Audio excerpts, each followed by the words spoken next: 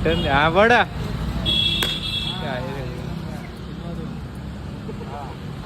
काय बघू शकता तुम्ही.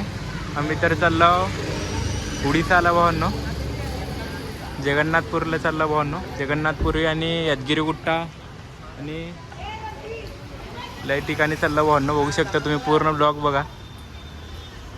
पहिला इकडनं चाललो आम्ही उडीसाला भावांनो, जगन्नाथपूरला.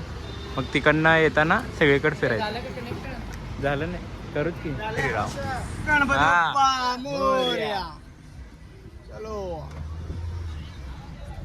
तर काही बघू शकतो आम्ही तर निघला भावांनो.